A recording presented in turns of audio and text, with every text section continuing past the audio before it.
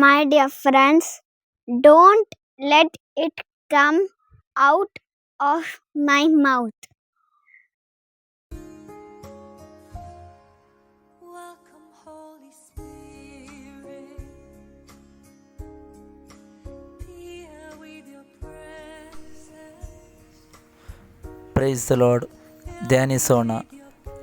ನನ್ನ ಹತ್ರ ಏನು ಇದೆ ಅದನ್ನೇ ಮತ್ತೊಬ್ಬರಿಗೆ ಕೊಡಲಿಕ್ಕೆ ಆಗ್ತದೆ. ನನ್ನಲ್ಲಿ ಪ್ರೀತಿ ಇದ್ದರೆ ಮತ್ತೊಬ್ಬರಿಗೆ ಪ್ರೀತಿಯನ್ನು ಕೊಡಬಹುದು.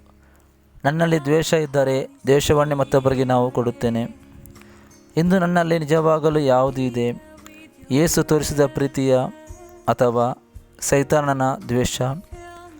ನನ್ನ ಪ್ರೀತಿಯ ಸಹೋದರ ಸಹೋದರಿಯರೇ, ಹೆಚ್ಚಾಗಿ ದೇವರ ವಾಕ್ಯವನ್ನು ಓದಿ ಧ್ಯಾನಿಸಿ ಅದರಂತೆ ಜೀವಿಸೋಣ. ದೇವರು ನಿಮ್ಮನ್ನು ನಿಮ್ಮ ಕುಟುಂಬವನ್ನು ಆಶೀರ್ವದಿಸಲಿ.